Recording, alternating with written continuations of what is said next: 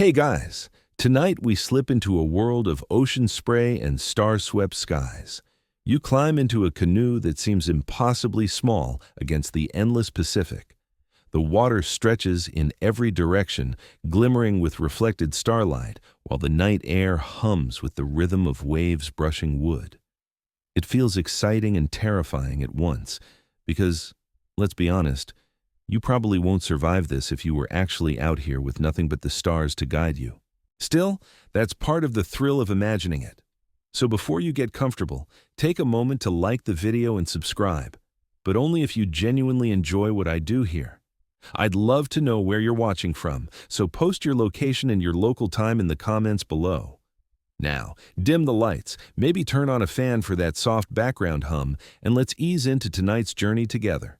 You steady yourself in the canoe. The hull rocks gently as the ocean breathes beneath you. The horizon has dissolved into darkness, and the stars above seem so close you could pluck them down like glowing fruit. The navigator, seated at the stern, raises his chin toward the heavens. His lips move in quiet recitation, a chant passed down for generations.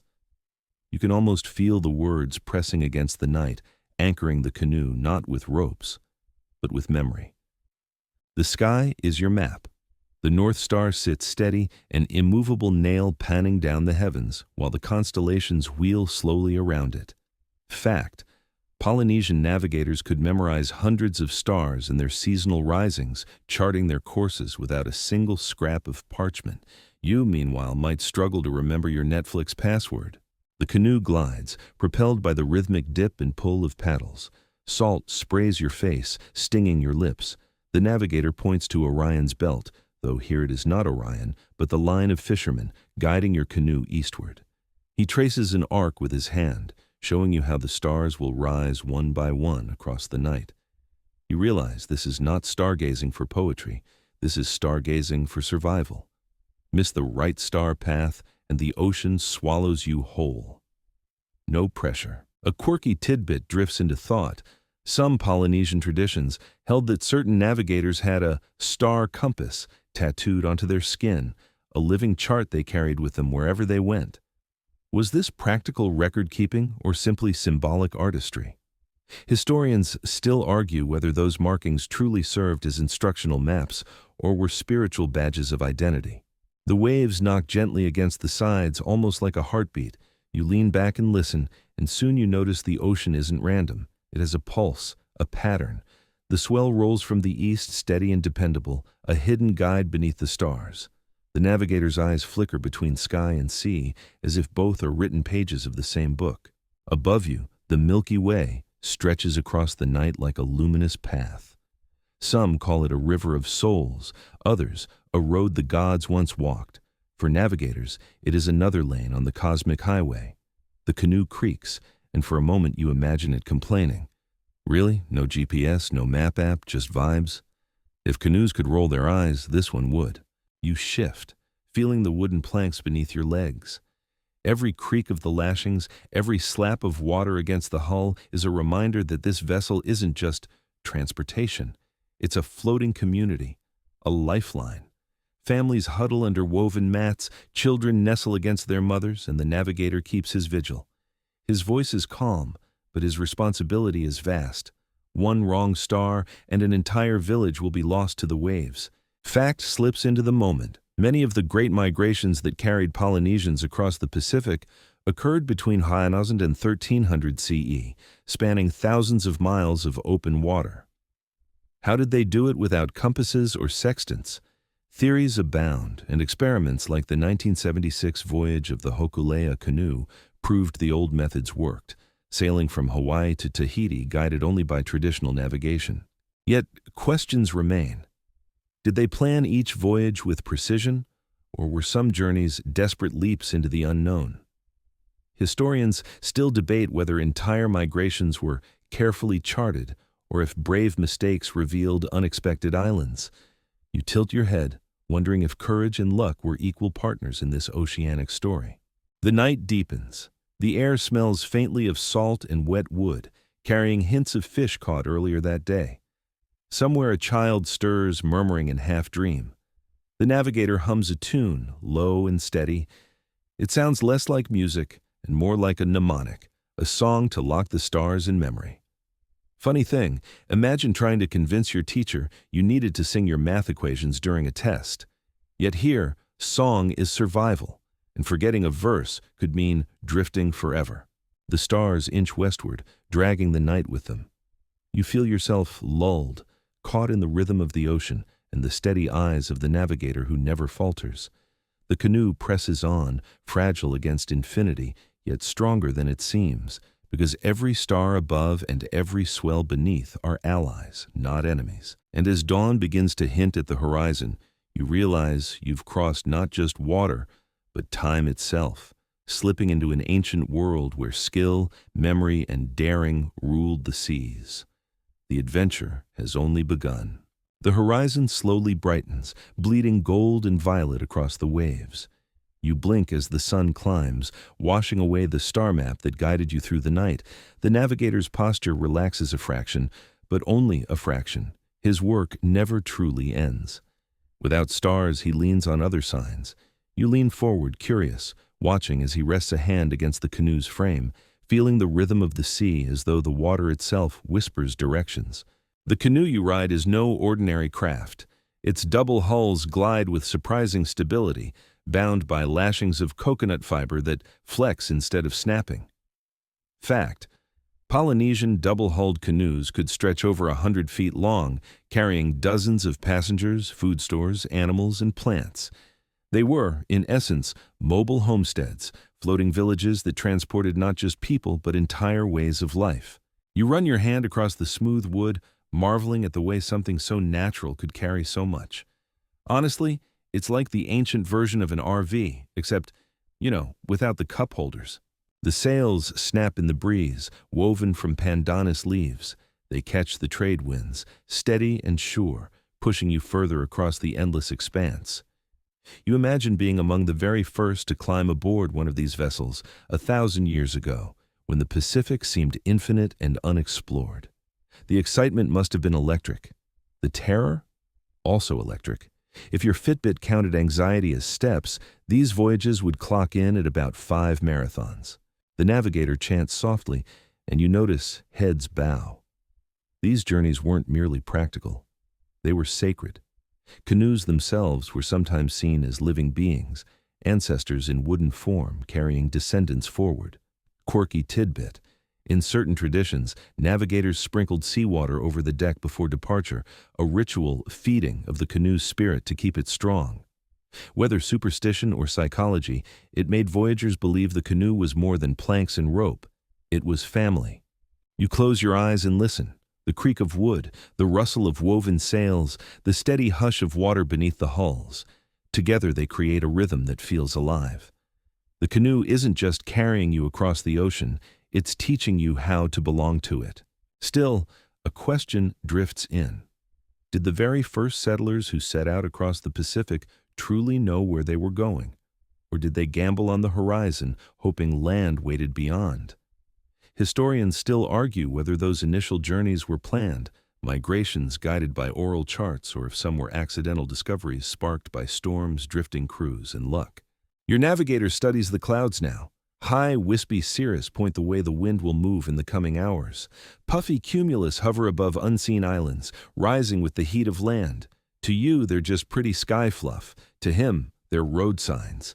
He nods and shifts the sail ever so slightly, catching the path revealed by the heavens. The canoe pitches as a swell rolls under. A child squeals, then laughs. Food baskets are untied, revealing taro root and dried fish. You chew a piece and nearly break a tooth. Apparently, chewy was the Pacific word for flavorful. Someone chuckles, offering you a softer bite, and you realize humor is just as important here as ropes and sails. After all, if you can't laugh while facing thousands of miles of nothing, you'll drive yourself mad before reaching land. Another fact settles into your mind. These canoes weren't just designed for exploration. They carried pigs, chickens, dogs, and even seedlings of crops. Entire ecosystems rode the waves, tucked carefully aboard so that when new islands were reached, settlers could create gardens and villages almost overnight. The canoe was Noah's Ark, minus the rainbow contract at the end. The sun climbs higher, and the deck warms beneath your feet. The navigator hums a deeper chant, one that sounds more like a prayer. You lean back and let the sound wash over you. Even if you don't understand the words, you understand the feeling. Gratitude for wind, fear of storm, hope for land. Jokes come naturally here, scattered among serious tasks. One man taps the side of the canoe and grins, saying it's the fastest Uber on water.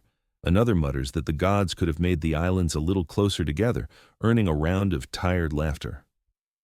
You add your own thought, that maybe next time, inventing airplanes before migration wouldn't be such a bad idea. As the morning stretches on, the canoe sails steadily, a living bridge across an ocean larger than imagination. The people aboard sing, eat, work, and hope. You breathe with them, feeling the strange mixture of ordinary life and extraordinary risk. Each wave passed is another promise kept. The voyage continues, stretching you into the heart of the unknown. The stars may be gone for now, but the ocean still speaks. And the canoe, strong and faithful, listens. The sun climbs higher, and the ocean begins to shimmer like liquid glass.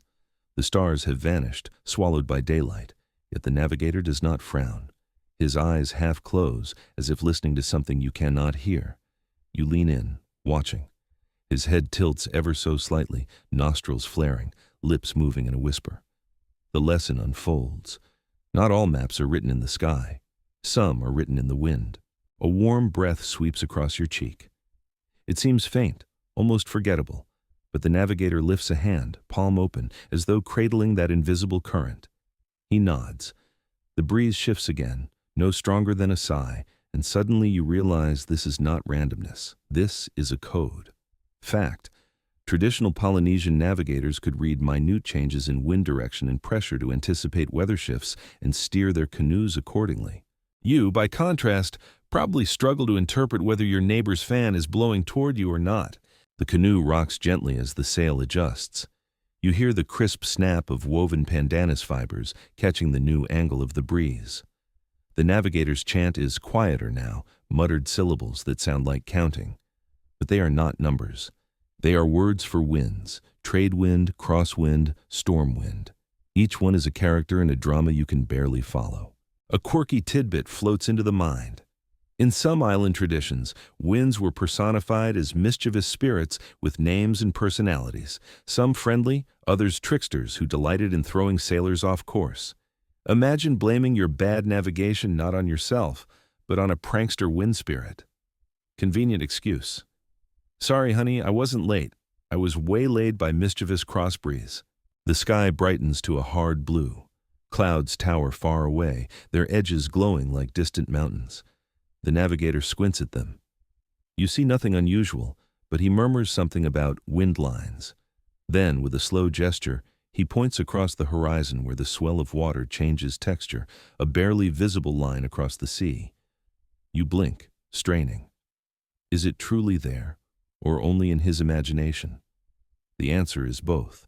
Historians still argue whether these navigational instincts were purely observational science or partly intuitive, knowledge encoded so deeply through generations of training that it seems supernatural. The canoe surges forward, slicing water with new energy. The people aboard feel it too. A woman ties her hair back against the breeze, smiling. Children lift their faces, giggling as the wind curls into their hair. The mood lightens as though the breath of the world itself approves of this course. You realize, with a small grin, that the wind has become the ship's most talkative passenger, always whispering, rarely quiet, endlessly dramatic. A basket of food is opened again, and someone jokes that the wind should slow down before it blows their lunch away. Another mutters that they should invent lids before inventing navigation, sparking a ripple of laughter. You catch yourself laughing too, feeling a little ridiculous. Here you are in the middle of the Pacific, chuckling about storage containers, survival and humor, hand in hand. Fact weaves back in. Winds and currents together form the great highways of the Pacific. The trade winds, steady and reliable, push westward, while return routes can be found in seasonal shifts. It is no accident that voyagers reach distant Hawaii and then return to Tahiti. They learned, patiently and brilliantly, to ride the breath of the planet like skilled surfers on an endless wave.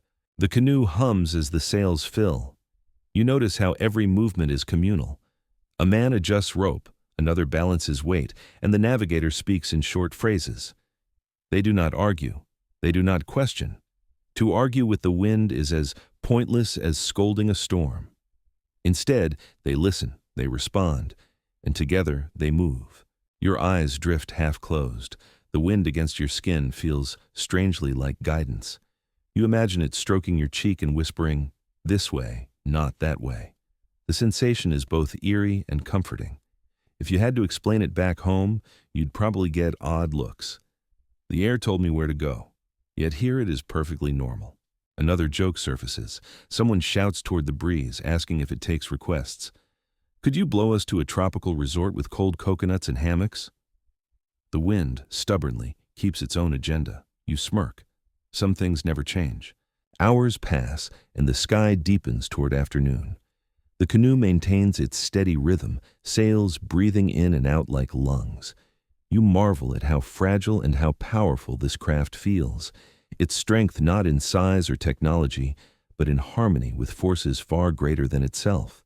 As you rest your head on the wooden edge, a question lingers like the taste of salt on your lips. Were these navigators masters of the winds, or simply humble students of them? Historians still argue whether to call their skill science, art, or faith. For you, sitting in the bow of this canoe, it feels like all three at once. You keep listening. The song of the night shifts into the steady percussion of day, and the canoe turns into an instrument you wear like clothing. The swell lifts your ribs, the lashings murmur, the twin hulls answer with a soft, hollow thrum that you start to anticipate before it happens. The navigator doesn't look at you. He listens through you, as if your body is another plank in the frame. You plant your feet wider, knees unlocked, and catch the rhythm that says, "Rise, settle, slide." Then a faint sideways tug that almost feels like a whispered joke at your expense. The ocean doesn't sing one melody, it stacks them. The long swell from a faraway storm keeps the bass line patient and deep. On top of that comes quick chop from the morning breeze, treble notes that rattle baskets and tickle ankles. Crossing both, almost shy, is a third rhythm from a different direction. You can't see it. You feel it. A nudge to starboard every few breaths, a sly octave that points the way. The navigator angles the sail a finger's width. The canoe answers like a musician finding the key. Fact: Pacific swells can travel thousands of miles while keeping a remarkably stable period and direction, and traditional wayfinders learn to differentiate these overlapping swells by feel, steering where the lines meet. You press your palm to the deck and think you're reading sheet music without notes. Your playlist tonight is Ocean White Noise Premium Edition, and yes, it loops. He gestures for you to lie back. You become a sensor. Wood warms your shoulder blade, the cross swell taps your hip. The long swell lifts your shins as gently as a father lifting a sleeping child. Rise, hold, fall, slide, recover, slide. After a minute, you start predicting the next beat, not with cleverness, but with surrender. Someone quips that the boat is your massage chair, though the settings appear to be ocean and more ocean. A ripple of laughter loosens the crew the way oil loosens a hinge. Humor, you realize, is also ballast. The water ahead glints in two textures, glossy lanes spliced by pebbled ripples, as if a careful hand combed the sea. The navigator points at that seam. When waves meet a reef or the shoulder of an island, they refract and reflect. They bend, fold, and bounce into recognizable patterns. Fact, plain and simple. On clear, calm days, those reflected swells can be felt beyond the horizon, a faltering counterbeat that trails the primary rhythm like a soft echo. Now that you know to listen, you catch it. Lift, and a half-second later, a tiny afterlift that makes the hull hum a fraction longer. Historians still argue whether skilled navigators could ride these echoes far offshore to hear islands at great distances, or whether such readings were possible only when weather, swell period, and luck lined up close to land. The debate doesn't bother you. Mystery suits the music.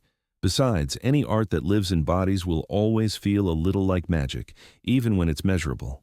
A quirky tidbit arrives with the scent of salt. In the Marshall Islands, navigators fashioned stick charts, delicate lattices of palm ribs and small shells, to map the paths of swells and the way waves curved around atolls. Some elders describe them as classroom tools spread on the sand. Others say small versions sometimes rode along as memory anchors or charms. Either way, they look like minimalist sculpture you'd expect to see hanging in a gallery. Function first, but make it stylish. If survival had a design award, these would win. The canoe trims to the music.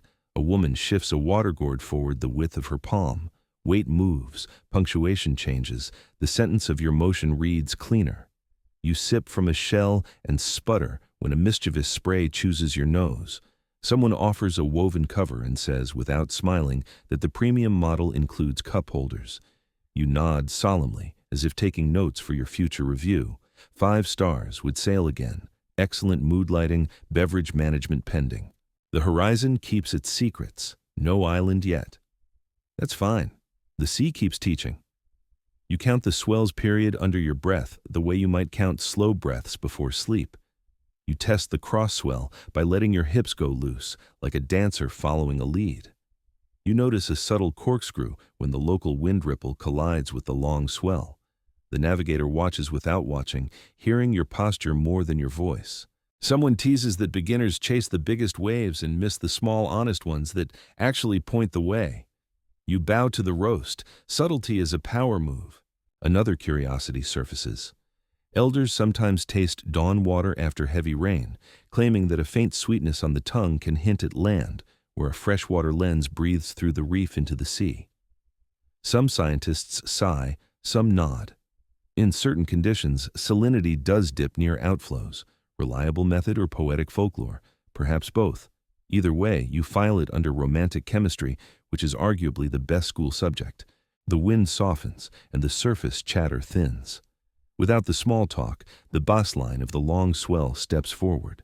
The navigator traces an invisible compass rose in the air, star houses from last night, then sets the canoe to ride the cross swell like a rail while splitting the long swell's shoulder.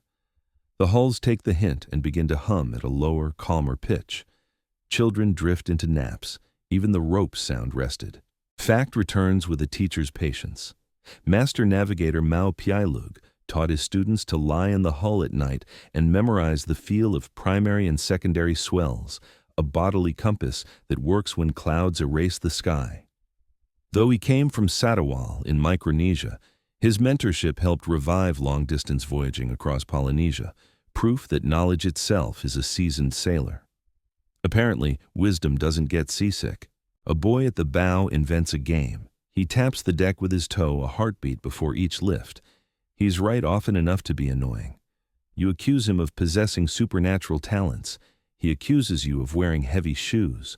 Both claims stand.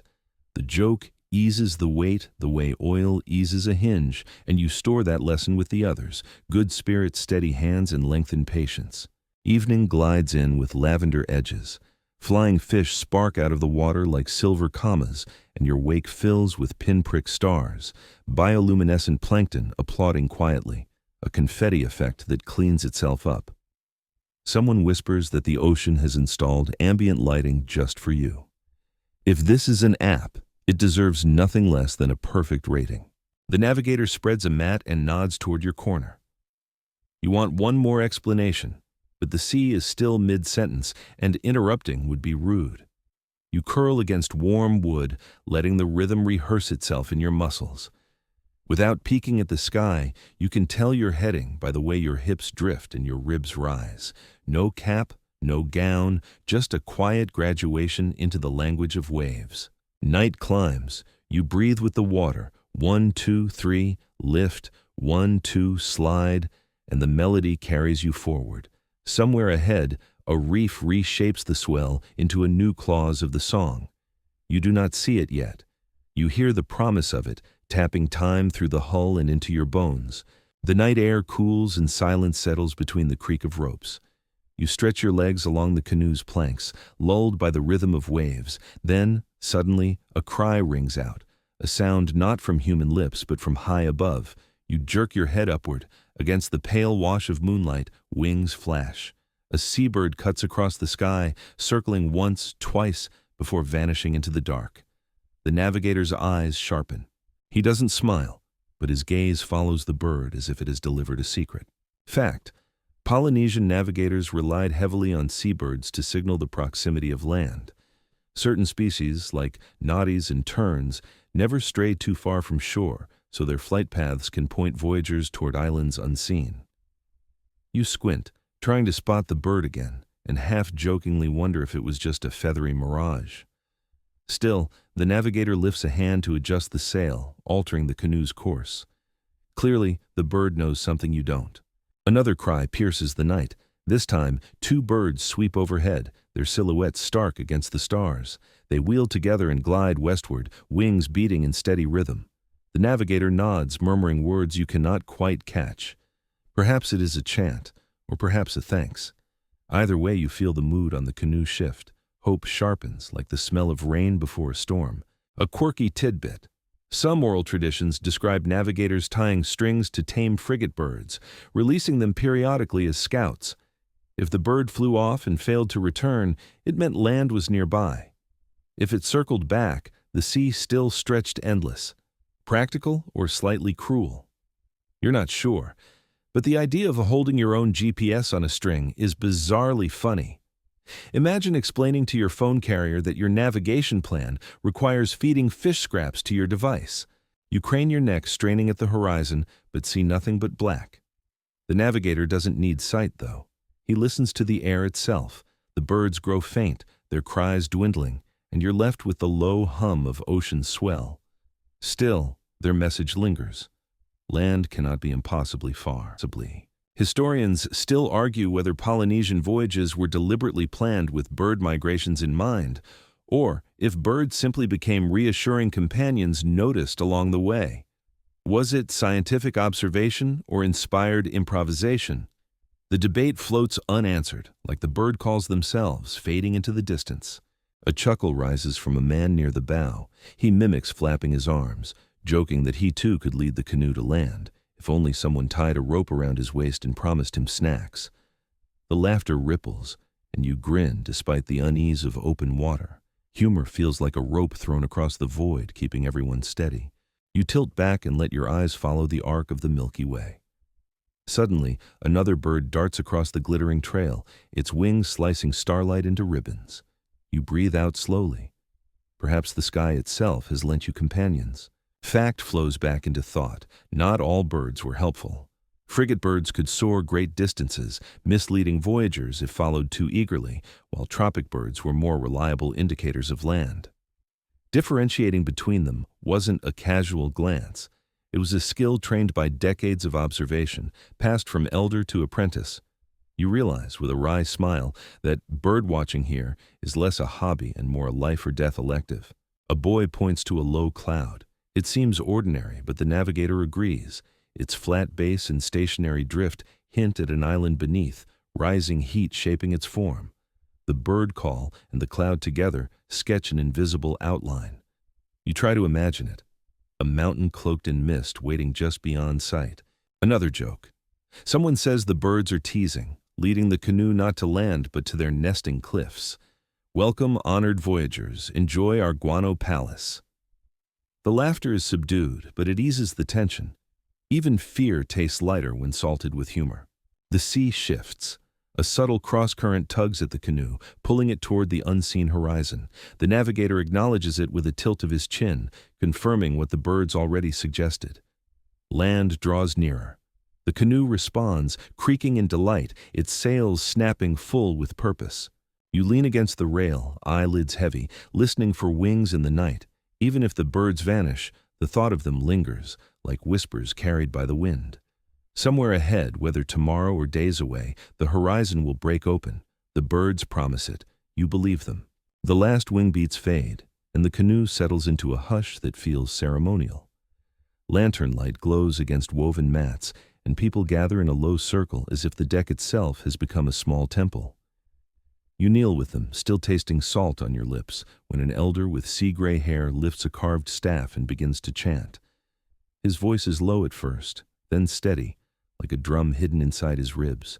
You don't need a translation to recognize authority. The air itself seems to lean in and listen. The navigator sits beside him, eyes half closed, as if the chant were a rope they both hold. The names arrive in beads on a string. Winds, swells, stars, bird paths, island profiles. The elder sings them in a sequence that tumbles forward and loops back, the way waves overlap and return. You realize you are hearing a map disguised as music. Fact: in many Polynesian societies, sacred specialists, kahuna in Hawaii, tohunga in Aotearoa, taunga in Tahiti, preserved and taught specialized knowledge through chant and apprenticeship, and that included the lore of voyaging in places where it survived. The idea isn't abstract. It lives in tone and breath, syllables arranged like waypoints. Miss a word and a reef goes missing, miss a verse and an island vanishes. No pressure, just the fate of your entire itinerary riding on perfect karaoke. A boy offers you a chord to hold. Knots run along it at uneven intervals. The elder touches each one when his chant reaches a certain line, and you understand. This is a memory spine. The canoe rocks, the knots tick, the litany flows. You try to hum along, failing after 3 syllables. Someone leans over and whispers that the chant only sounds simple. It folds in layers like a woven sail, one path for clear weather, another if clouds bury the stars, a third for when the birds abandon you and only the swell keeps speaking. You nod solemnly, as if you're about to download the premium map pack. A quirky tidbit gets passed to you with a wink. Some navigators trained by standing barefoot on polished boards in the dark while elders rocked them from different angles, forcing their bodies to memorize invisible swells as if learning dance steps. Others, people say, practiced scenting the breeze for faint traces of flowers or guano and tasting surface water for sweetness after heavy rain, signals that might mean land breathes nearby. Whether those tricks work every time or only on story nights is another matter, but the image lodges sweetly in the mind. Graduate school where the textbooks are wind, taste, and balance. The elder's chant moves from stars to kinship. He speaks the names of ancestors and islands in one thread, as if people and places belong to the same family. The navigator answers with shorter phrases, call and response, wave and shore. You sense there are boundaries here you cannot cross. Some parts of the pattern are public. Anyone can hum the melody. Other parts are wrapped in tapu, sacred restriction, passed to chosen students after long testing. Historians still argue whether the secrecy arose mainly from religious taboo or from guild-like protection of a hard-won profession, and the truth probably wears both cloaks at once. You glance at the sky, a velvet bowl pricked with cold light. Star risings begin to line up with the elder's words, and the navigator shifts his weight until the canoe points where the chant points. He traces an invisible house around the horizon, stacking the night into sectors, east by northeast, north by north, each with a star who stands up there, each with a backup guide if cloud or season steals the first.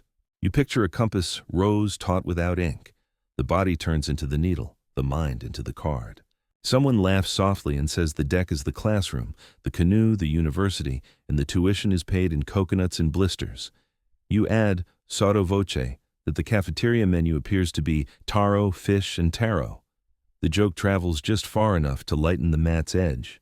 Even here, where words carry sacred weight, a smile is a trusted tool. It keeps the mind awake and the memory pliant. The elder pauses to breathe, and a younger apprentice takes over, voice trembling at first, then finding its keel. The rhythm is gentler, as if a new swell has arrived. You notice the navigator's palm resting on the plank, feeling the ocean while the chant draws lines in the air. 2 maps, one in wood, one in throat, overlay into a single instruction. The apprentice sings of an island's face as seen from the open sea. A low shoulder, a notch like a broken tooth, a cloud that hangs with a flat belly in late afternoon. And in the season when those birds skim low at dawn, sail 3 fingers south. If they rise and bend, return a finger north. Directions sneak past you in metaphors sharp enough to remember at 2 in the morning when rain erases the horizon. A practical fact returns with clear edges. On many voyages, navigational knowledge was tied to ritual authority. Priests blessed departures, read omens, and set taboos that ordered food, sleep, and speech, disciplines that kept minds focused and crews coordinated across long, perilous stretches. A canoe is not a democracy, someone murmurs. It is a choir. You find the note you can hold and keep it steady. Between verses, a woman smooths a mat and whispers a tiny prayer, not loud enough to interrupt, just a soft stitch in the larger cloth of the night. You think of how knowledge survives time, not as parchment but as practice, not as monuments but as mouths. Every voyage is a rehearsal that keeps the script alive. If it's never spoken, it's never there. The elder resumes with a section you recognize from earlier: birds, clouds, swell. But now he threads them with omens, a sudden hush in the wind, the way sparks jump when a fire is struck on board, the distant hiss that sometimes rides on a fog-damp night. Are those superstitions? Are they microsignals dressed in story? No one stops to label them. The chant does not separate the sacred from the practical. It teaches you to move through both at once, the way a canoe moves through chop laid over swell. A brief flare of comedy returns like a friendly gust. Someone whispers that if you forget the lyrics mid-ocean, you can always hum convincingly and point at the horizon. Another replies that the ocean recognizes fakes and will grade you on a curve, downward. The elder's eyes crinkle. Even he allows the smile to stand. Sharp minds are precise. Relaxed minds remember. You are given a task. Close your eyes. Imagine the star that rises where your right shoulder points. Track its arc to where your left heel meets the deck. Now, picture the wind you tasted at dusk. Nod it to the swell that rocks your knees. Repeat the island profile under your breath. Low shoulder, broken tooth, afternoon cloud. Open your eyes and look once. Then close them again and find the same picture without sight. It feels like building a house in your body. One room for each direction, one window for each season. Another curiosity is shared like a seashell passed hand to hand. Some elders say that during long passages, a navigator could send his mind ahead to the destination. An image called to the front of thought so clearly that steering became a matter of returning to what was already held. Modern psychology might call it visualization. The crew calls it good steering.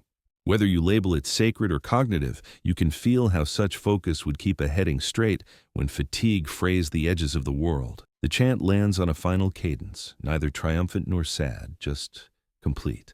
The elder taps the last knot on the cord, then lays it across the navigator's knees. The night seems larger now, not because it has grown, but because you have. The map did not arrive from outside. It unfolded from within the circle of voices, and some small part of it found a place in you. Around you, the crew shift back to their tasks. The steersman adjusts the blade. A young woman checks lashings. Someone quietly divides dried fish. The sacred has not ended. It has translated itself into action. You breathe, and the canoe breathes with you, and the ocean, amused and patient, keeps reading over your shoulder. The chant still lingers in your ears as dawn paints the horizon in muted rose and gray. You rub your eyes and peer across the expanse, expecting only endless water. But there, faint and trembling, something interrupts the seam between sea and sky. A shadow, a smudge. Then, as the light sharpens, a jagged spine appears, black against the glowing horizon. Your breath catches. After nights of listening to waves and birds and whispered chants, the promise of land finally takes shape. Fact: many Polynesian islands are volcanic in origin, their peaks rising from the ocean floor like ancient watchtowers. From afar, they appear as dark teeth, sometimes cloaked in mist, sometimes capped with fire. To spot such a silhouette after days of open water meant triumph and relief, confirmation that memory, song, and faith had pointed true. The canoe erupts in murmurs. Children tug at their mother's arms, wide-eyed. A man lifts both fists skyward, laughing. The navigator does not cheer. He only narrows his eyes, watching the island reveal itself piece by piece as clouds peel away. A low shoulder stretches into a ridge. A notch, just as described in the chant, breaks the line. Your skin prickles. The map sung last night stands solid before you, transformed from air into stone. The breeze carries a change as well. It smells greener, sweeter, tinged with the faint breath of flowers carried far out to sea. You inhale deeply. It feels like drinking after thirst. A quirky tidbit comes to mind. Sailors sometimes claimed they could smell entire islands before they could see them, recognizing the signature scent of breadfruit, coconut, or even bird colonies. Whether your nose is that sharp or whether you're just being suggestible, you're not sure, but you'll swear the fragrance is real. A question curls at the back of your mind. Did the first voyagers know this land lay here, or did they stumble upon it by accident, clutching survival until luck aligned? Historians still argue whether these early discoveries were deliberate expeditions aimed at specific islands or bold gambles that happened to strike gold. You glance at the navigator, and his calm certainty suggests there was no accident tonight. The island grows clearer. Slopes descend into mist and waves break white along unseen reefs. The crew adjust their tasks with renewed energy. Nets are coiled, baskets lashed tighter, children hushed. The canoe leans into its course, sails puffing like proud chests. For a moment, the craft itself seems eager, as though it recognizes the smell of soil after too long afloat. Jokes tumble easily now, bubbling up with relief. Someone claims the island looks exactly like his mother-in-law's profile when she's scowling.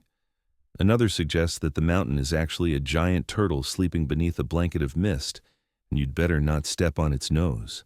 Laughter rolls, light as foam, shaking off the stiffness of worry that has gripped everyone for days. You grin, realizing how necessary humor is. Without it, the silence of ocean would drive the strongest mind into knots. The navigator signals, pointing toward a low stretch of the coastline where clouds gather thick and flat. That, he says, is where rivers meet the sea. Where rivers meet, people can live. The crew nod, trust written in every motion. You squint, seeing nothing but haze, but the confidence on their faces convinces you more than your own eyes ever could. Fact slips in with steady certainty. Many islands across the Pacific were settled precisely because navigators could identify freshwater sources from afar, whether through cloud formations, bird flight, or subtle changes in swell. Without water, there is no settlement. With water, entire cultures can flourish. The canoe glides closer.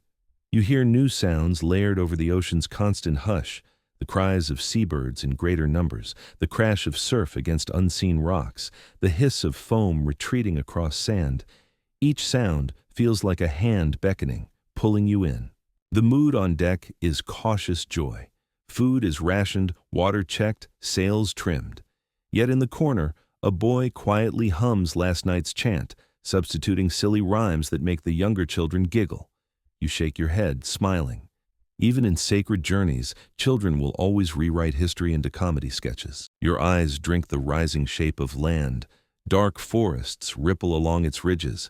A plume of smoke coils faintly upward, perhaps volcanic breath, perhaps the signal of people unseen. The island is no longer imagination. It is a destination. The canoe surges, its bow breaking the waves with new resolve. The horizon no longer taunts. It promises.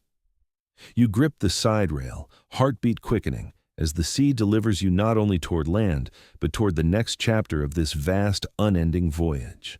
The breeze that beckoned a moment ago exhales once more, and then forgets to inhale.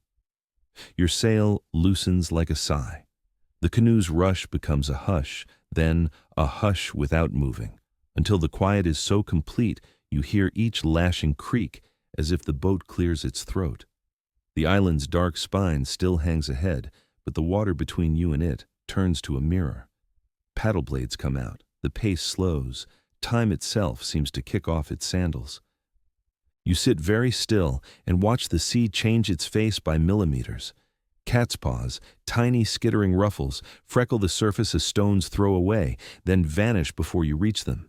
Heat rises off the planks, sun-warmed fiber scenting the air. A child whispers that the ocean has pressed pause. Someone else mutters that the pause button is stuck. You smile because it feels true. In this part of voyaging, even a cloud shadow is a miracle, and a single puff of air is treasure. Fact: this belt of fickle weather near the equator is known today as the Intertropical Convergence Zone, the doldrums, where trade winds from north and south meet, cancel, and leave great calms punctuated by sudden squalls. Its position shifts with the seasons, sliding north or south, and voyagers must respect its moods. The crew does what crews have always done: lighten the boat, shift weight forward, set the sail to catch the smallest breath, and paddle in long, even strokes. The navigator studies the sky without a word. High above, an anvil-headed cloud stands like a mountain. Lower, a pale blue lane glows along the water. He points the bow toward that bright seam, where distant air, slightly cooler, might tip a coin's worth of wind into your sail. The crew begins a gentle chant, mostly to keep timing, partly to keep the mind from wandering into places where patience melts. A quirky tidbit drifts like a rumor. Some Pacific sailors speak of talapa, faint, jagged streaks of light that seem to shoot through the water at night, pointing toward land, especially in the calm around reefs. Some call it electrical discharge, some call it plankton's flicker shaped by currents, some call it a navigator's private poetry. Whether you'll ever see it is uncertain. Whether the idea concentrates hope like a lens is undeniable. The sun climbs. The canoe grows warm enough to cook a mood on. A woman shades a basket of taro with a mat. Another flicks water over the planks to soothe bare feet. Jokes arrive on schedule because if laughter misses its watch, the doldrums win. Someone announces that the ocean has entered buffering mode at 99%. Please do not refresh. Another says the wind is waiting for a firmware update. You chuckle, then paddle, then chuckle again. Rhythm matters more than volume out here. The island's outline blurs behind a low veil of haze. Heat bends light until even certainty wobbles. The navigator watches close-in signs, a line of brighter glitter where the sun angles, a small wave that fails to die, the sudden perfume of something green that rides a shallow breath for 5 slow heartbeats. The canoe inches toward each hint, like a moth toward a candle that keeps changing tables. Historians still argue whether early voyagers intentionally timed crossings to avoid the worst of the doldrums using seasonal knowledge, or whether they accepted the calms as toll gates, waiting, paddling, sleeping light, and letting currents pay part of the fare. The debate is polite on land. On the water, it's academic only until your drinking gourds look thin. Rationing begins quietly. Sips, not gulps. Shade, not bravado. A small breeze flutters the leech of the sail. The tiniest applause. Everyone freezes, then pretends not to care so the wind won't be shy. The steersman coaxes the canoe a hand's width to starboard. The cloth bellies a little. The boat answers with a murmur you feel more than hear. Progress measured in the length of a story. Someone suggests telling the shortest ones first to make the distance feel longer. Someone else suggests naps as a cutting-edge propulsion technology. R&D is ongoing. Clouds gather far off, their bottoms darkening like brows before a frown. Calms and squalls are siblings here. The sky can go from glass to drumming rain in a handful of heartbeats. The crew ties what needs tying and keeps the sail trimmed to jump if the gust arrives. You practice breathing with the paddle, slide, plant, pull, slide, plant, pull. The stroke becomes a lullaby you sing to the horizon. Fact that comforts. Even when winds fail, currents keep their appointments. The great ocean rivers run whether the air is lazy or loud, and a canoe that minds the swell and points its nose well can steal miles from them without a flag's flutter. Navigators learned those slow conveyors by body and season, storing them the way farmers store rain patterns. The canoe feels the underfoot drift and leans into it like a walker into a hill. Another curiosity passes down the line. At night, some crews swear that listening bowls, thin shells set on the surface, can reveal the faint tick-tick-tick of distant surf when the air is still, sound traveling farther across a flat, humid plain. Skeptics shrug, romantics grin. You cup your hands to try. What you hear is your own heartbeat, which, to be fair, is also useful data. The hours widen. The light turns honey, then brass. Skin glows with the salt's dry glitter. Humor keeps its watch. If we go any slower, we'll start going backward. Already tried that. Didn't work. The laughs are small and kind. Small and kind works. Toward late afternoon, the glass sea gets a rash. Tiny dimples that run toward you and keep coming. A ripple brushes the hull and stays. Then, the wind arrives not as a shout, but as a suggestion, and your sail lifts its eyebrow. The canoe straightens its shoulders like a worker standing from a bench. Muscles remember what to do. The island sharpens again, as if a hand wiped the air clean. You do not cheer. You breathe. You keep the stroke light until the cloth is sure, until the boat's hum returns to the pitch you now call home. The doldrums keep one last trick ready, a false start, a teasing whisper that dies, and you refuse to be fooled. Only when the wake thickens and the bow's whisper becomes a soft, confident hiss do smiles break in earnest. The calm has taught its lesson. Go small, go steady, go gentle enough to last. The canoe slides forward on the first true breeze of evening, and with it comes the quiet promise that patience is also a kind of speed, the kind that reaches things frantic hearts never find. The air that teased you in the doldrums grows restless by nightfall. At first, it feels like freedom, sails filling, the canoe stretching awake after its long, drowsy drift. But then the breeze thickens, piling up into gusts that slap the sail like angry hands. The lines strain, the hull groans. The horizon begins to vanish behind a low wall of cloud that looks more solid than the land you saw hours ago. The navigator raises his hand, and the chatter stills. Every movement on deck sharpens. Mats are lashed tighter, baskets secured. Children are bundled into the safest hollows between hulls. Someone mutters a chant under his breath, a prayer not to stop the storm, but to ride it without breaking. Fact: Pacific tempests, especially those near the equator, can arrive suddenly and violently. Traditional canoes, though light, were built to bend and flex under such punishment, often surviving conditions that might splinter heavier ships. Flexibility was their armor. You hold on to that thought as the first sheets of rain strike, hard, slanted like 1,000 pebbles flung from the dark. The sail snaps downward, reefed in quick hands. Paddles dig into froth, steering the bow to meet waves head-on. Water slaps over the sides and soaks your legs. You taste salt, cold and sharp, filling your mouth before you can spit. Lightning stitches the clouds, showing faces caught between fear and grim focus. For an instant, the sea glitters like hammered silver, then darkness swallows it whole again. A quirky tidbit cuts the fear. Some traditions speak of storm gods who treat canoes like toys, tossing them to test human courage. Survive the night, and you've earned the gods' respect. Fail. Well, at least you gave them a good laugh. Not exactly comforting, but somehow the image of divine toddlers flinging your canoe like a bath toy makes you smirk through your clenched jaw. The swell rises higher, crashing against the hull with hollow booms that echo through your bones. Spray stings your eyes, but you force them open. The navigator crouches low, hand pressed to the deck, feeling the rhythm beneath the chaos. He shouts commands, short and sharp, and the crew obey without hesitation. Historians still argue whether long-distance voyages were ever abandoned mid-crossing due to storms, forcing survivors to land wherever the wind pushed them, or whether trained navigators always managed to wrestle their craft back on course. You don't dare ask. Right now, debate feels like a luxury for people who aren't clinging to a wet plank in the middle of night's fury. A crack of thunder rattles the very air in your lungs. Someone jokes, shouting above the roar, that at least no one is bored anymore. Another yells that the free shower's nice, though a bit overpressured. The laughter bursts, brief and wild, carried away by the gale. Humor here is reckless bravery disguised as nonsense, but it works. You laugh too, salt water and rain dripping from your chin, because the alternative is trembling. The navigator raises his head once more. Lightning outlines his face in pale silver. His eyes aren't wide with fear, they're steady, calculating the storm as if it were a riddle written in water and fire. He signals again, and the bow shifts, catching the waves at a safer angle. The canoe climbs, tips, then slams down, shuddering but intact. Fact slips in. Navigators often relied on storm stars, brief glimpses between clouds, to reorient themselves even in the worst conditions.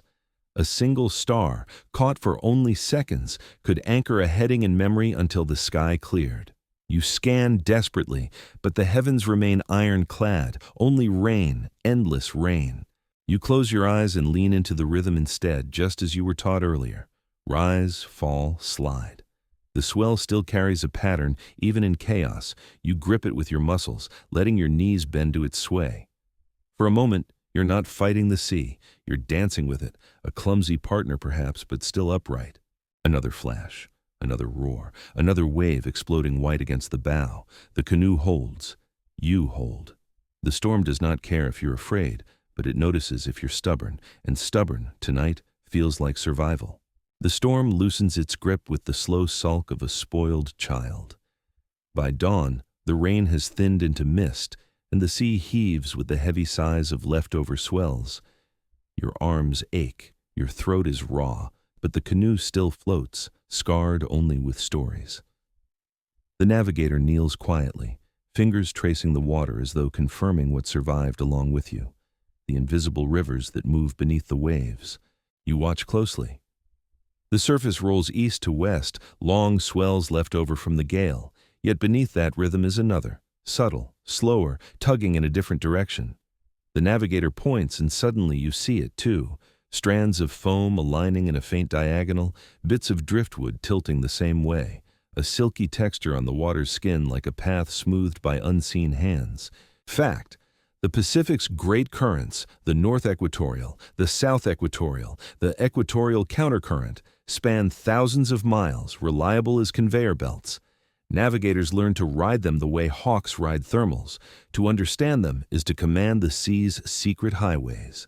You trail your fingers in the water and feel that current pulling, steady and invisible, like the tide of history itself. The canoe adjusts course. No frantic paddling now, only the angle of the sail and the faith to let the hidden river do its work. The deck relaxes. People stretch sore muscles, unwrap food, sip the careful rations of water. A child laughs at a crab that somehow escaped its basket during the storm, scuttling across the mat with indignation. Relief tastes like taro and salt. A quirky tidbit surfaces from the crew's laughter. Some oral traditions describe currents as if they were living animals, one a fat eel, another a shark, another a lazy turtle, each with quirks and moods, each demanding respect. It makes sense, you think. You'd rather tell your children you're following a friendly eel across the ocean than an invisible gradient of temperature and salinity. Besides, Lazy Turtle Highway has a nicer ring to it than Equatorial Countercurrent. The navigator dips a carved scoop into the water, lifts it, and lets it pour across his palm. He nods at the temperature. Cooler water from the deep rides beneath the warm surface, telling him of distance traveled and distance still to go. You shake your head. To you it feels like, water. Historians still argue whether such feats of interpretation were truly systematic science, or whether memory, intuition, and luck wore the same cloak. Perhaps all three. The mood aboard grows lighter as the canoe glides effortlessly. A man leans back and jokes that the storm gave you a free workout, so now the current is like a lazy river ride at a water park. Another replies that if coconuts start floating past with umbrellas in them, he's staying on this current forever. Even exhausted, the laughter rings clear, rising with the morning sun. Fact re-enters, steady and undeniable. Debris and birds often signal currents as much as islands. Drifting seed pods from distant lands, the flight paths of fish-hunting birds, all thread into the same tapestry. A good navigator reads them together, never alone. You watch as a small cluster of floating pumice drifts by, probably birthed from a volcano you will never see. To the navigator, it's not random, it's punctuation, confirming a sentence written in water. You tilt your head back. The sky is open again, scrubbed clean by the storm. The navigator glances at the rising sun, matching its arc to the tug beneath the hulls. Stars, winds, waves, and now currents. Each teacher has taken a turn. You marvel at how the voyage is less about conquering the ocean and more about conversing with it. Every element has a voice. The challenge is not to shout louder, but to listen more closely. Someone hums, soft at first, then louder, until the crew joins in. This song isn't a chant for memorization, it's a tune of gratitude, a way to mark survival. The paddles rest, the sail holds, and the hidden current does the work. The canoe seems to smile with you, sliding forward not with effort but with belonging. Evening slides back over the water, and with it, the clean, patient sky you've been waiting for. The canoe breathes with the current, but your eyes climb. One by one, the first points of light stitch themselves into patterns you almost recognize, as if the universe were quietly putting labels on the directions you learned by feel. The navigator does not rush. He lets the darkness ripen until the constellations stand up on their own legs, and then he begins, not with orders, but with a story. He gestures to the east where a tight cluster rises like a handful of salt tossed into blackness. You follow his finger to the Pleiades, Matariki to many, shimmering like a small festival tent pitched on the rim of the world. Fact: across Polynesia, the heliacal rising of the Pleiades marked a seasonal turn. In Aotearoa, New Zealand, It signals the Maori New Year, a time to remember the dead and set intentions for the living. The navigator names the group with a softness that feels like family, then slides your gaze southward where 4 keen lights form a tilted kite. The Southern Cross, crux, leans above the swell, its longer arm pointing toward the invisible South Celestial Pole like a finger pressed gently on a map. He keeps telling it as myth because the mind remembers music better than math. The hook-shaped sprawl of Scorpius becomes Maui's fishhook, the very one that hauled islands from the deep. The long ribbon of the Milky Way is a luminous ocean road, a white-water path for spirits and travelers. Bright Canopus steps forward like a lantern carried by an ancestor who refuses to let you lose the trail. You realize these aren't bedtime tales to pass an hour. These are mnemonic machines. When the sky is a story, it never needs a bookmark. A boy tries out a joke, pointing at a messy spray of faint stars and declaring it, "the constellation of stuff I forgot to pack." Laughter crests and falls, and someone adds that the tiny triangle near it is where I put the snacks. Even the navigator's mouth twitches. Humor lives easily here. It keeps the long night from turning into a lecture. The elder from the chants joins the circle, and the myth shifts into method without warning. He draws a star house across the horizon with his hand, the eastern wall, the northern, the western, the southern, dividing the circle into remembered bearings.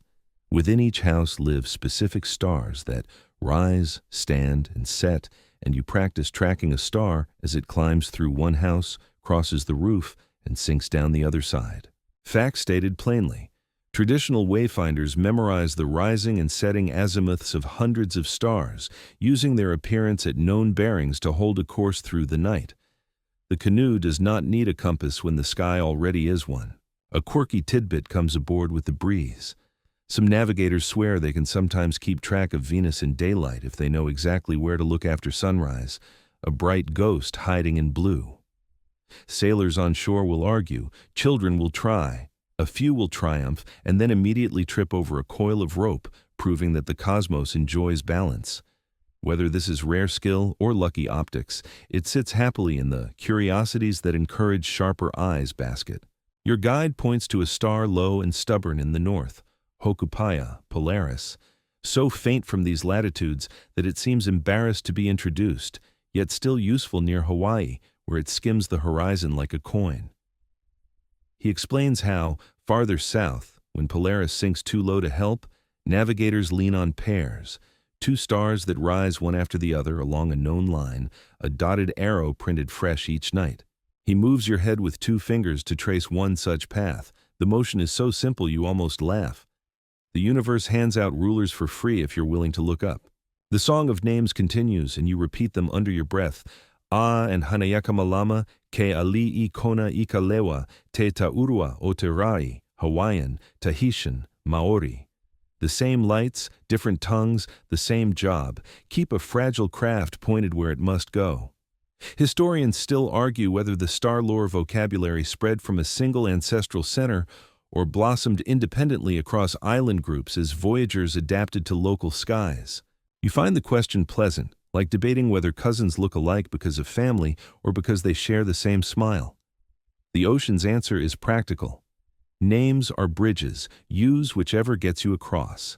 Someone traces the Milky Way with an index finger and says it looks like a road with spilled flour. Another replies that spirits must be terrible bakers. The giggle rolls through the crew and fades as your eyes return to the crosshatch of bright markers. Joke, learn, joke, learn. The rhythm sets like mortar. You lean back and practice the night's arithmetic. Hold the bow a hair to the left of the star house where Canopus rises. When that star climbs a fist width above the water, slide a finger's breadth toward where the Southern Cross points. Keep the Milky Way at a diagonal that matches the angle of the sail's luff. It feels like driving with landmarks instead of street signs, like being told to keep the church spire over the second hill, rather than go 3.5 miles north. And because you measure with your own body, fists, fingers, shoulder tilt, the numbers live in your bones. Fact steps back in with quiet confidence. When clouds erase the vault, navigators keep the course by memory, counting the canoe's speed and time to estimate distance, dead reckoning braided with the feel of swells. When the sky returns, The stars either confirm the sum or insist on a correction. The feedback loop is older than equations and just as ruthless. A curiosity floats at the edge of the circle, the idea that different islands sometimes cast different myths over the same stars, like holding up varied stencils to the same lantern. One group sees a canoe, another a stingray, another a line of ancestors. Does that change the course? Not if the bearings are remembered. But the story you choose colors the night, sharpening attention where your people have tradition to protect. Your eyes follow what your heart honors. You test yourself. For 10 breaths, you close your eyes and picture the southern sky, then reopen and check. Your first try is sloppy, your second catches the angle, your third feels like opening a familiar door. Someone murmurs praise that sounds more like a shrug. All learning is repetition, disguised as progress. You accept the shrug as a small medal. The navigator stands, finally, and names the star that will be your companion for the next watch. He sets the bow to meet it at a particular shoulder, and the steersman takes that posture the way a singer takes a pitch. You settle on the windward side, matching your breath to the boat's hum. The island you glimpsed before the doldrums will return in its own hour. For now, the sky is your shoreline. It rises, crosses, sets. It promises that motion itself can be home. You glance at the boy who invented the snacks constellation. He's asleep now, mouth open, face tilted toward the lanterns of creation. You think of all the people who have slept under these same stars, who have used them not for wishes, but for work. The thought makes you grin, gently. Tonight the universe is not your horoscope. It's your highway. And the only prediction it offers is the one you're steering into, one tiny correction at a time. Morning arrives with the smell of damp wood and smoke. Your eyes sting from the long night of watching stars, but when you blink the horizon, it is no longer empty. The shadow you saw before now spreads its arms wide, green slopes tumbling into the sea. You hear it before you fully see it, the low, rhythmic boom of surf-striking reef. Each strike sounds like a drum welcoming you home, even though this place has never seen your face. The canoe slows, the sail trimmed carefully. Everyone leans forward, squinting to pick out a gap in the reef where safe passage might lie. The navigator gestures, his arm steady, pointing to a stretch of calmer water where waves fold more gently. The steersman adjusts the blade, guiding the canoe toward the invitation. Fact: many Pacific islands are ringed by coral reefs that both protect and endanger voyagers. The reef breaks the strength of the ocean's fury, allowing life to flourish within the lagoon. But those same walls can shred a hull if approached carelessly. Navigators learn to read the surf, seeking channels where waves roll flat and the current draws inward like a hidden doorway. The crew paddles in unison, the canoe rides the swell, then slides through the opening, and suddenly the sea softens. Inside the reef, water changes color, deep blue giving way to turquoise, then to green so clear you can count the shadows of fish flitting beneath. Relief spills over the deck, children laugh, a woman wipes her face with both hands and kisses the wet planks. Quirky tidbit. In some traditions, the first person to leap ashore after a voyage was sometimes smeared with a mixture of ash and water, a playful ritual to mark them as both traveler and survivor. Whether practical joke or sacred act, it ensured the memory of arrival stuck like a tattoo in the mind. You glance at the eager young boys on board and wonder which one will sprint for that honor. The canoe glides closer. Palms tilt in the breeze. Birds wheel low, shrieking with excitement. You can smell earth now, loamy, rich, sweet with promise. For days your nose has known only brine and taro. Now it drinks something new, the perfume of flowers, the musk of soil, the faint tang of wood smoke. Someone is here, or has been here. The navigator raises his staff and all fall silent. He closes his eyes, whispering words that sound less like a prayer and more like a thank you. The crew echoes, soft, reverent. You bow your head instinctively. After nights of ocean, this land feels less like discovery and more like reunion with a cousin you somehow always knew existed. Historians still argue whether voyagers first approached new islands with certainty, knowing relatives awaited them, or whether some landfalls were blind, bold leaps of faith. Did the first canoe to reach Hawaii already know people lived there? Or did the sailors climb ashore trembling with both triumph and terror at being utterly alone? The debate remains, but here, in this moment, you feel only belonging. The canoe's hull kisses sand. The sound is soft, almost anticlimactic after the thunder of the surf, but the cheers that erupt from the crew fill the sky. Children scramble off, feet splashing in shallows. A young man hoists a pig from the deck, laughing as it squeals indignantly. Women unload baskets of taro and yam. The navigator remains seated a moment longer, eyes closed as if he must release the sea before he can accept the land. And then, with a firm step, he rises. His footprints mark the sand, each one darkening quickly as water fills in. You step after him, feeling the warmth of the earth seep into your soles. Solid ground wobbles under your legs, and you laugh at your own clumsiness. After so long afloat, even stability feels strange. Someone makes a joke about kissing the ground, and another actually does, earning roars of laughter. The relief is palpable, joy tumbling over exhaustion. For a moment, you forget how far you've traveled, how fragile the canoe was in storms, how empty the night sometimes felt. Here is proof. The chants, the stars, the birds, the winds, they all delivered you. Fact returns one more time. Archaeologists have found traces of early Polynesian settlements stretching across an astonishing triangle: Hawaii, Rapa Nui, Aotearoa, and beyond. These landfalls weren't random. They were part of one of humanity's greatest migrations, an expansion across more than 10 million square miles of ocean. Standing on the sand, you realize you've walked into that story. The crew begins to set up camp near the tree line, laughter rising with the smoke of a small fire. Children chase crabs. The navigator gazes back out to sea, already memorizing the island's profile from this side, so it can be left and found again. You follow his eyes and understand. Arrival is not an ending. It is only a pause in the song. The fire crackles in the damp morning air, and smoke threads upward through the palms. You sit cross-legged, chewing roasted taro, while around you the camp hums with energy. Canoes are unloaded, shelters erected, and children tumble in the sand like puppies let loose. Yet even in the middle of this bustle, the navigator kneels apart, facing the sea as if listening for something still unfinished. Fact: Polynesian voyages weren't solitary conquests. Once land was found, journeys multiplied into a web. Canoes carried not only families, but also pigs, chickens, dogs, and plant cuttings. With each landfall, new outposts were founded, and those outposts soon became departure points for yet more voyages. Across centuries, this pattern spread Polynesians across nearly every habitable island of the Pacific, linking them in kinship and exchange. You look around and see the beginnings of that network forming here.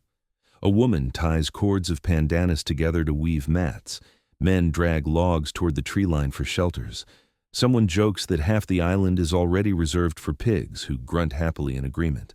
The laughter carries, and you can feel the lightness in people's shoulders, not just survival, but expansion. A quirky tidbit is shared by a young boy who runs up holding a shell strung on cord. He explains, proudly, that shells like this are sometimes passed between relatives on different islands, tokens of shared bloodlines. They serve as proof of kinship across hundreds of miles. Imagine showing up to Thanksgiving dinner with a seashell instead of DNA test results. Yet here, it is binding and true. Trade begins before your eyes. One family opens a basket of dried fish, another lays out coconuts. Barter isn't loud or formal, it's laughter, gestures, nods. A young girl slips you a roasted banana, grinning as if you've joined the family. In this moment, the ocean feels less like a divider and more like a bridge, carrying flavors, faces, and stories from shore to shore. Historians still argue whether such networks were primarily for trade, political alliances, or maintaining genetic diversity among small populations. Perhaps all three.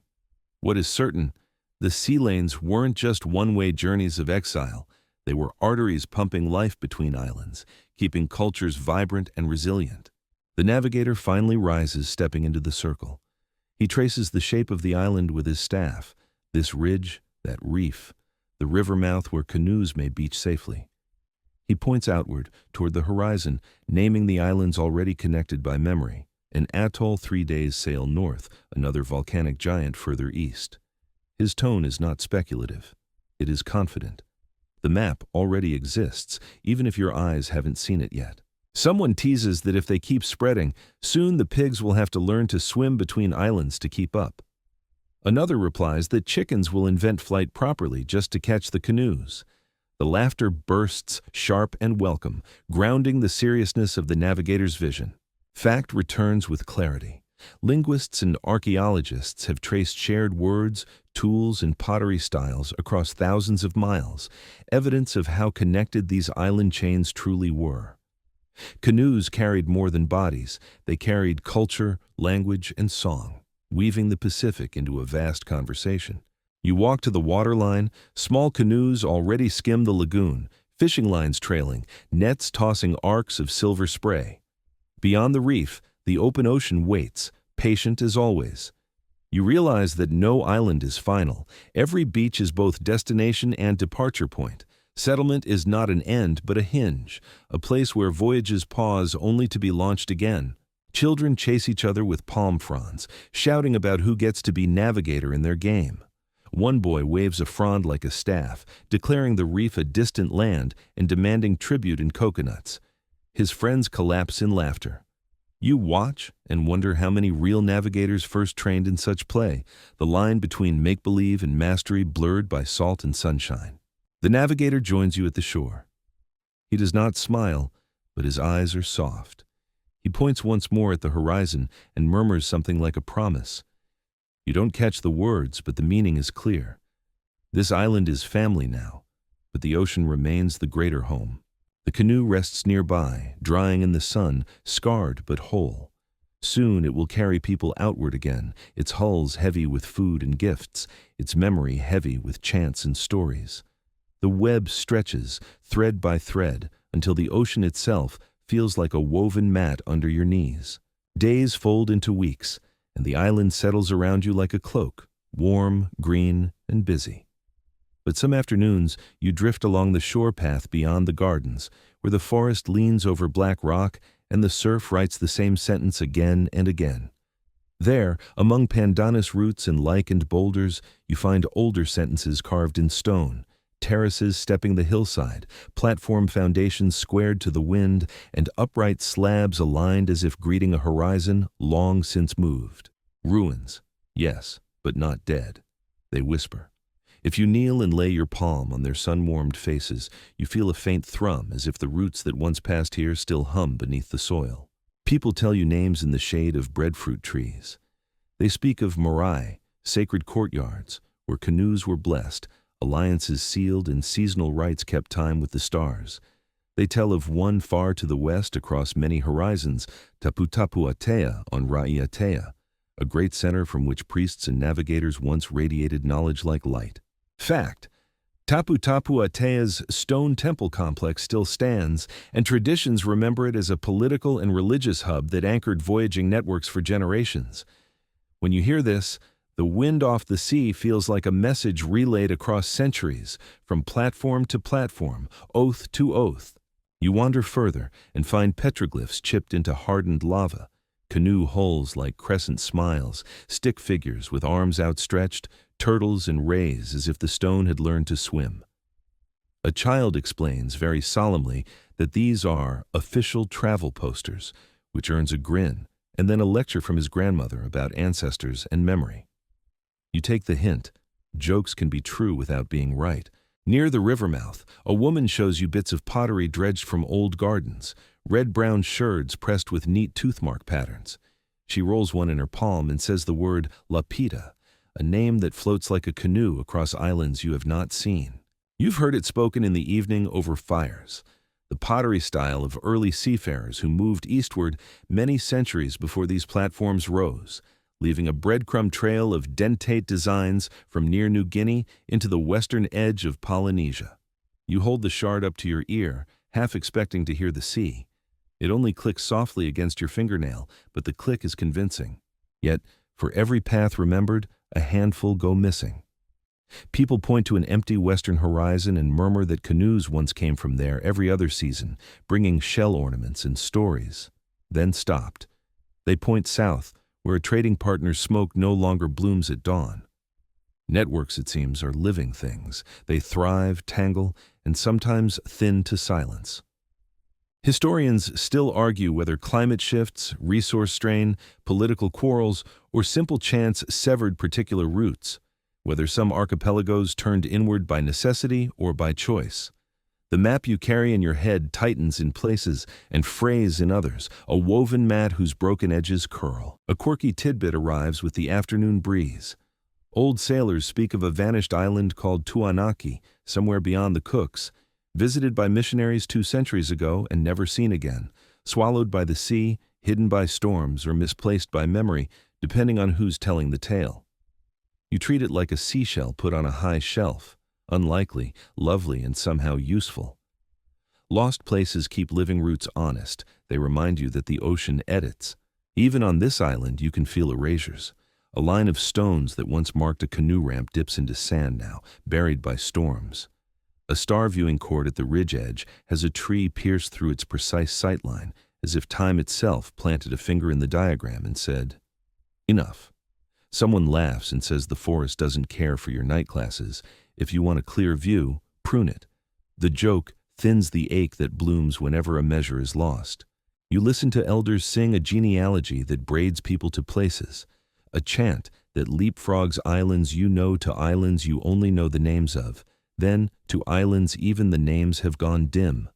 The verses stumble at 2 points. The singer frowns, then smooths the lapse by humming. Later, in the quiet, you feel that hum like a gap on a chart, a reef mislabeled, a harbor unremembered. Even forgetting has a sound. Still, you collect facts the way careful sailors collect rainwater. Fact, plain and steady. By roughly 1300 CE, the long outward wave of Polynesian settlement had reached its Great Triangle. Hawaii to the north, Aotearoa to the southwest, Rapa Nui to the far southeast, after which large-scale colonizing voyages dwindled. People kept traveling, trading, and warring among nearer neighbors, but the age of pushing the world's edge outward slowed. The reasons are a basket of winds, social choices, changing seas, fragile ecologies that snapped under the weight of felling too many trees for too many sails. You do not judge, you nod. Even a great canoe must heave to sometimes and let the sky change. In the evenings, you sit with fishers who have named every current in the lagoon and every stubborn rock by personality. They draw maps in sand with sticks, not to scale, to memory. You ask softly whether anyone still sails the far route to the east. A shrug, a smile, a look at the canoe pulled high on the beach. Sometimes the sea says yes, one of them offers. Sometimes it says, not this decade. You accept the policy. Oceans do not publish schedules. The ruins refuse melancholy. They host festivals, drum practice, and toddlers' games. A girl balances on an old foundation and declares herself High Chief of Jumping Very Far. Her court applauds.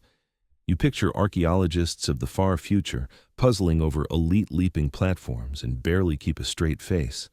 Humor, placed gently, keeps memory from hardening into grief. And yet, the vanished roots tug at you like undertow. You find yourself humming snatches of the elders' chant from the canoe, patching its gaps with your own vowels. In dreams, you follow a faint swell that splits from the regular beat, an echo of refracted waves off a reef you never reached. The path leads to an island that might be a cloud and then wakes you with the sound of rain in leaves. The world's best teachers, you decide, are sly. They grade your sleep. On a moonlit night, you carry a lamp to the seaside platforms and stand where someone once stood to bless a departure. You align your shoulders with a notch in the far ridge and your heel with a line of stones worn smooth by countless bare feet. The angle aims you toward open water. You lift the lamp, moths arrive, you lower it and let the stars do the work. For a long minute, nothing moves, and then a breeze stirs your hair and makes the lamp flame nod. It feels like an answer. If routes can fade, they can also return. You have proof in your own muscles, the language of swells, the patience of calms, the stubborn joy of riding out a storm. The stones do not mourn, They wait. The songs do not die. They change key. A platform becomes a stage for a new chant, and a canoe beach becomes a schoolyard where children chase each other, shouting invented place names that, with enough repetition, might grow real. Somewhere beyond the reef, an untraveled line of water wriggles like curiosity itself. If you listen with your whole body, you can hear it saying, "Come see." 3 small jokes drift in to keep the vigil light. You promise the ruins you'll leave a 5-star review if they reveal a hidden harbor. They reply by offering a particularly smug gecko. You ask the surf if it remembers the old timetables. It answers by splashing your toes like an offended clerk. You complain to the stars about poor signage. They print an entire glowing highway and then charge you nothing, which, you admit, is excellent customer service. You turn from the platforms and let their hush follow you back through the palms. In the morning, the canoe will be dragged to the high water mark for fresh lashings. The route you do not yet know will wait at the reef pass, modest as a seam in silk. Songs, ruins, rumors, and facts, thread them gently, and the cloth holds. You sleep with salt in your hair and the feeling that somewhere out there, a forgotten path has already remembered you. You wake before the birds, palms ghosting the canoe's fresh lashings, and feel an old rhythm stirring under a new day. The beach smells of resin and hope. Craftspeople tap pegs home, children pass gourds like ceremony. Someone sets a bowl of water where the dawn can see it. You step aboard, and the hulls answer with that familiar hollow thrum, as if they've been waiting since last night's lamp to be proven again. This isn't departure from a vanished world. It is a relay, hand to hand, breath to breath. By mid-morning, the lagoon is crowded. Elders shade their eyes while a teacher lifts a stick chart and lets sunlight lattice through its ribs so the pattern of swells writes itself across warm skin. The navigator, older now or only more transparent in his calm, traces the star houses on the horizon and asks what you remember. You repeat the chant, quietly. Your voice trembles for 2 lines, steadies for the 3rd, and by the 4th, you're surprised to hear confidence answering your own mouth. Fact, steady as tide. In 1976, the double-hulled canoe Hokulea sailed from Hawaii to Tahiti without instruments, guided by wayfinder Mau Piailug of Satawal, proving that traditional navigation could span an ocean. That voyage lit a signal fire, still visible by night. Students learning star names in Hawaiian, Tahitian, Maori. Crews circling the globe. Island schools restoring sky reading to their lessons. The canoe noses through the pass. Outside, the ocean lifts its shoulder in a friendly shrug. You check the sail's belly and the angle of the swell. The navigator only nods. You hold a course by keeping a bright point of daylight at your right shoulder, a habit learned with stars and now practiced with sun and wind. It feels both retro and futuristic, like trading a smartphone for a solar-powered memory that never needs charging and never drops the signal. A quirky tidbit rides the morning breeze. The Norwegian expedition Kon-Tiki drifted from Peru to Polynesia in 1947 on a balsa raft to argue that currents alone could carry people across the Pacific. The stunt made headlines and raised eyebrows. It also missed what your deck teaches. These were not passengers who drifted wherever water threw them, but pilots who chose headings, memorized skies, and returned. Still, the image of a raft with a sail the size of a stubborn bedsheet earns a fond side-eye. You settle into the day's work. A child asks solemnly if the sea has Wi-Fi. Someone answers the network name is Ask the Stars, and the password is Patience. Laughter eases the rail. You practice dead reckoning under the navigator's eye, speed in body lengths per breath, time in songs, distance in the weight of your attention. The ocean approves of simple math done endlessly well. Above, the Pleiades sleep in daylight, but other signs attend you. Wire-fine high clouds, a faint haze that hints at land breath beyond the curve, the disciplined march of the trade wind.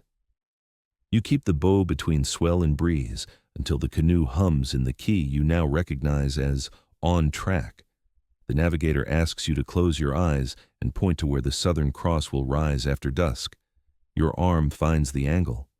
He smiles with his whole face and says nothing, which means everything. Neutral voice, briefly.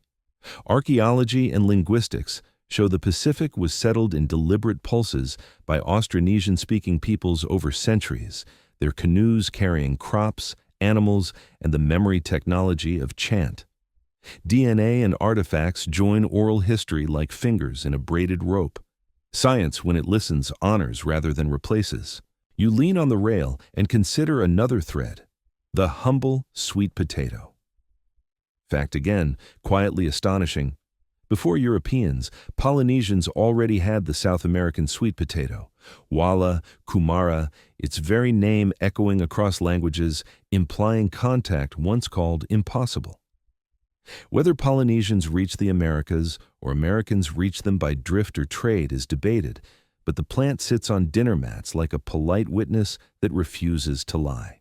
Historians still argue whether the longest legendary routes were routine highways or heroic one-offs stitched into memory until they looked like boulevards. Your knees, remembering storm and calm, suspect both can be true. Sometimes a path is a road, sometimes it is a dare. Either way, the canoe keeps meeting it without flinching.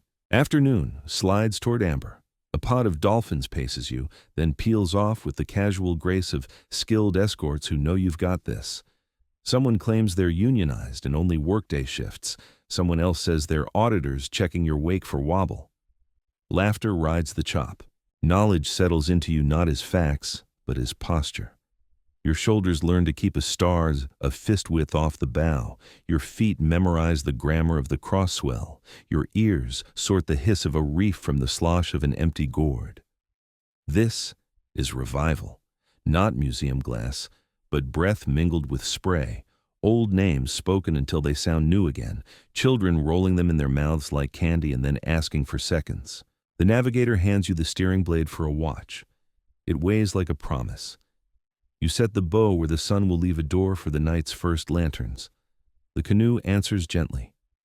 Behind you, the beach you left at dawn grows small, and somewhere among its stones, old platforms listen for news they already know. Routes, even forgotten ones, find their way back when people carry them. Another curiosity arrives like a polite wave. In the Marshall Islands, some wayfinders say Talapa, faint underwater flashes thought to point toward land, shows itself more often when a navigator has fasted and slept lightly, as if the body must be tuned like an instrument to catch the whisper. Science shrugs, sailors nod. You file it under maybes that sharpen attention. The sky bruises toward violet. First stars kindle. You align the bow with a rising point you have named a dozen times. No speeches, no anthem, just the quiet miracle of competence repeating itself. If legend is the story you tell about skill and science the language you use to test it, then what you hold tonight is the place where the two shake hands and get back to work. The canoe slides forward. A wind line glitters ahead, promising a night of honest distance, voices thin to murmurs. You breathe, the ocean breathes back, and somewhere in that shared rhythm you feel the ancestors lean closer, not to steer for you, but to admire that you're steering at all. Word count 1096. You let the steering blade rest and your hands keep the shape of it for a moment, as if wood has left its imprint the way waves leave ribs on a beach. The dark is kind now. Stars hang without insisting, and the wind barely lifts a thread from the edge of the sail. Every sound has space around it, ropes ticking softly, water touching wood, someone shifting in sleep and then settling again. You breathe more slowly than you think you can, and the world obeys.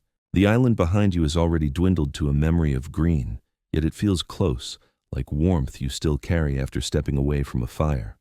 Ahead is a long, quiet promise. You do not need to rush toward it. The ocean will arrive on time. It always has. You close your eyes and picture the star you will use when the night turns its next page. Even with lids lowered, the position holds steady. You smile. The sky is printed on the inside of your mind. In this slower room, details grow gentle. Salt dries on your skin in fine patterns. Your breath leaves little clouds you cannot see. The canoe resumes its old conversation with the planet in murmurs and pauses, never raised voices. The swell loosens, and each lift feels like being set down rather than pushed. You agree to be carried. That agreement is not surrender. It is trust doing its quiet work. When sleep begins to drift near, You give it a clean path, shoulders unhooked, jaw soft, the thought of land placed carefully on a shelf high enough to reach tomorrow. Let the watch change. Let the night take its own notes. Somewhere between one star and the next, you will slide inward and rest, still moving, unafraid, already on your way. Good night. Let the ocean breathe for you for a while.